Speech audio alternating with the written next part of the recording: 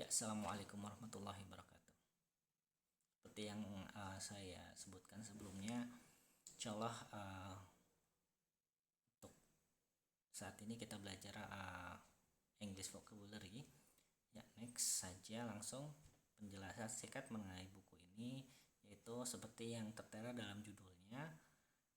Di buku ini kita insyaallah akan belajar berbagai macam vocabulary yang baru atau kosakata baru yang mana insyaallah akan berguna untuk kalian ke depannya. Seperti yang saya sebelumnya telah bilang kepada kalian, mungkin bagi yang murid lama atau mungkin yang baru mendengar.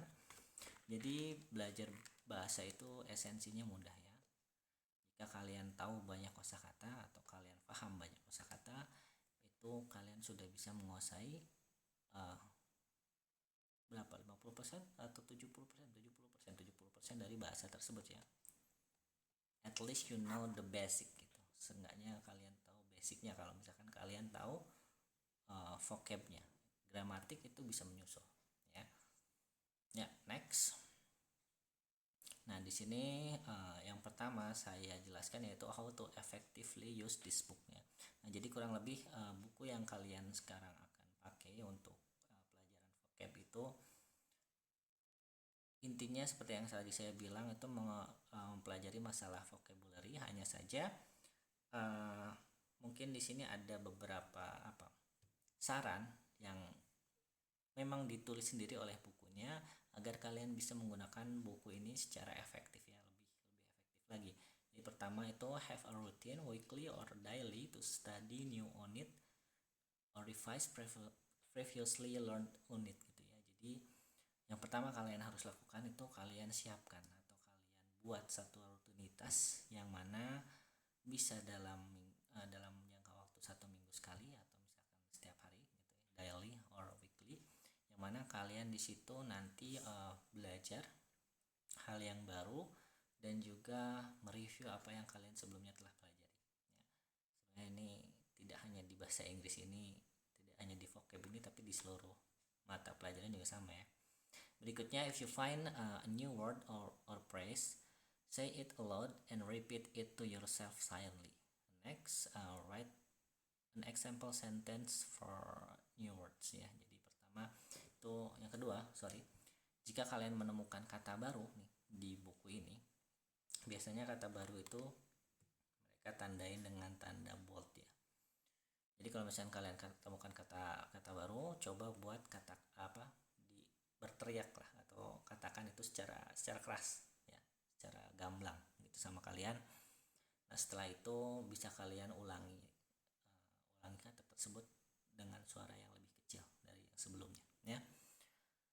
Nah, berikutnya itu write an example sentence for new words. Jadi kalian juga bisa menulis sebuah contoh kalimat dari kata yang kalian dapat. Contoh misalkan kalian ada kata breakfast, kalian tahu kata breakfast ya, makan sarapan pagi.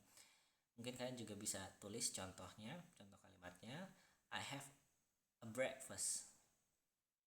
I have a breakfast gitu. Saya makan pagi gitu. Saya sarapan. Bisa juga seperti itu ya. Nah, berikutnya yang terakhir yaitu revising unit. Artinya itu mengulang kembali ya.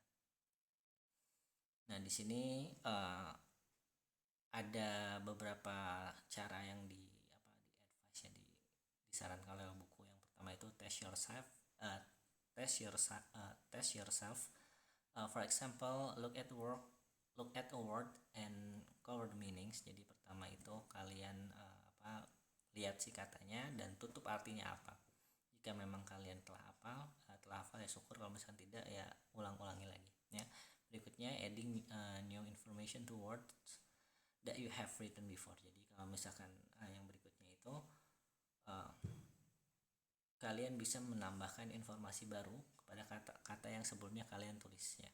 Nah, ini untuk lebih jelasnya nanti kita bahas di panel berikutnya ya. Next. Ya. Tips for your notebook ya. Jadi di sini tips dalam menggunakan buku catatan kalian.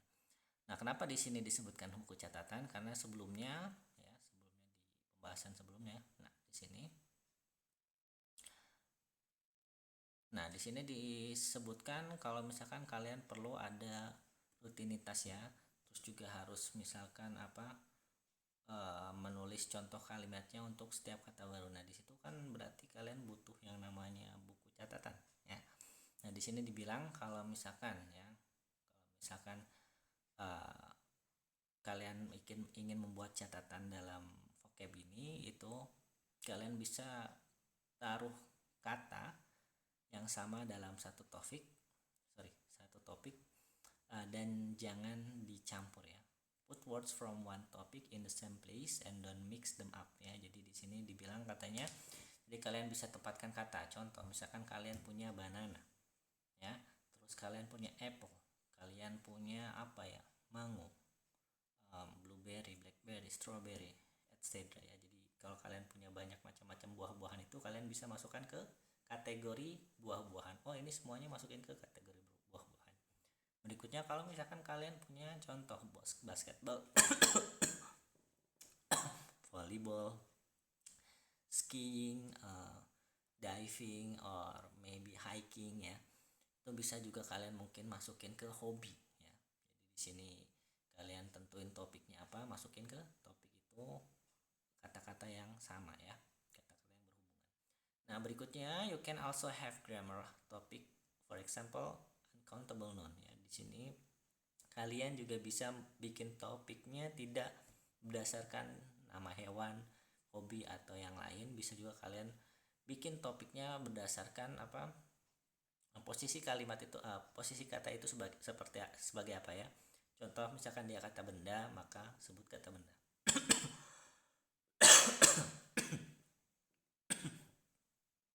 Kalau misalkan kata kerja, kalian masukin ke kata kerja. Nah, di sini di contohnya itu ternyata kata bendanya juga dibagi lagi ya, jadi dua.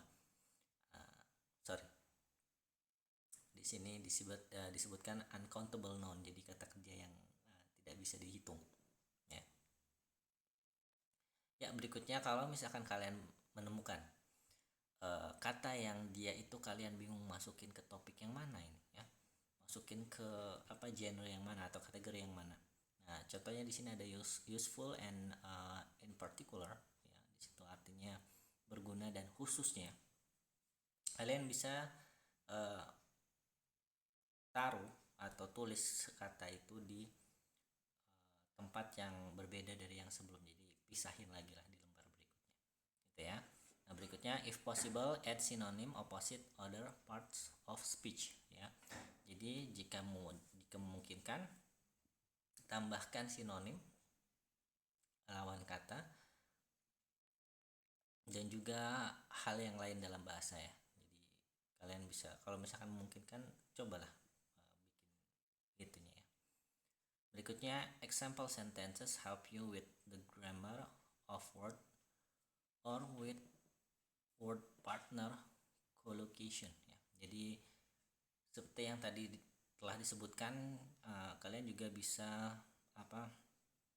memberikan contoh kalimat di setiap kata atau frasa yang kalian buat ya, sehingga di situ kalian tahu juga gramatiknya seperti apa gitu ya. Walaupun kalian belum mengerti gramatik, tapi kalian tahu, oh, ini penggunaannya seperti ini gitu ya.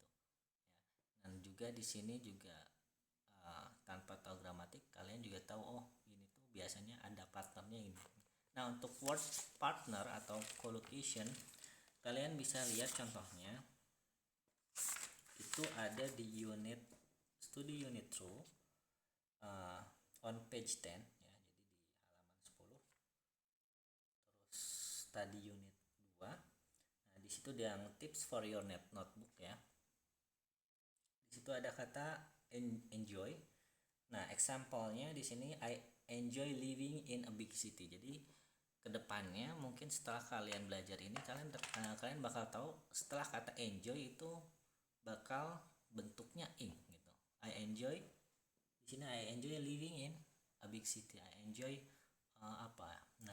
swimming in the ocean, misalkan contohnya seperti itu ya.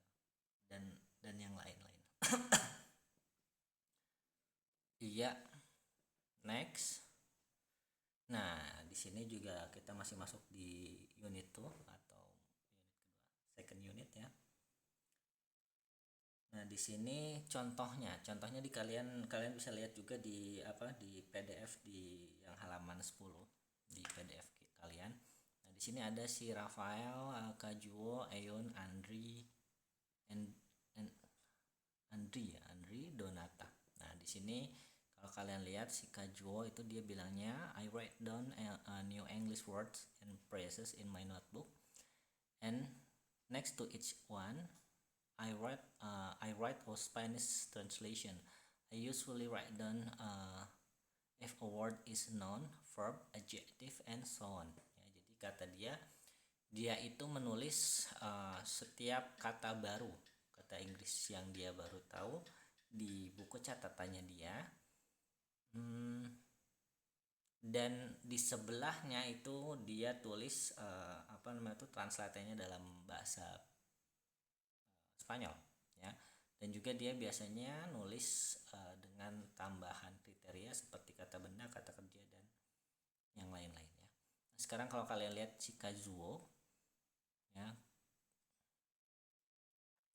dia juga sama, enggak beda. Dia itu menulis bagaimana tata cara penyebutannya. Fonetik itu bagaimana, fonemik ya.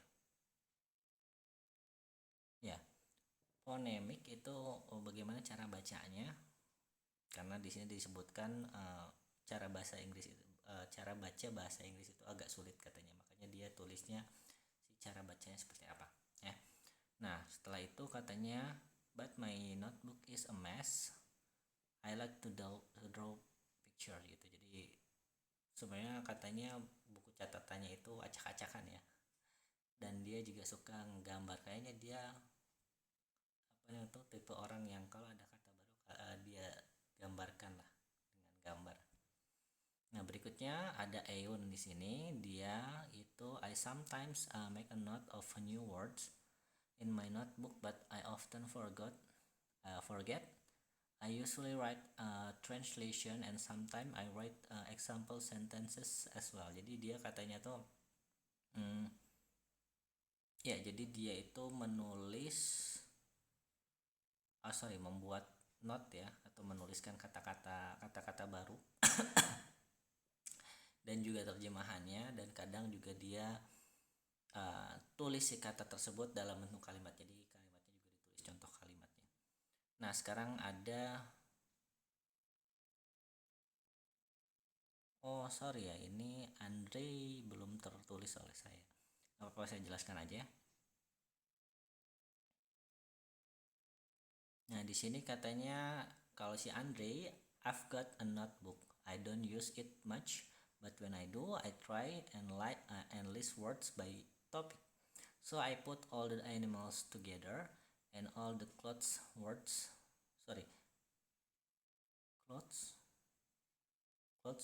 together, and so on. I find it easier to remember the word this way. Jadi dia itu katanya jarang menggunakan notebooknya, tapi dia itu dia memisahkan kata-katanya per topik yang tadi sebelumnya saya kasih tahu ya, bisa dalam bentuk buah-buahan, hewan, baju gitu, seperti yang si Andre ini. Nah, terakhir itu ada Donata ya. Donata itu dia menuliskan kata baru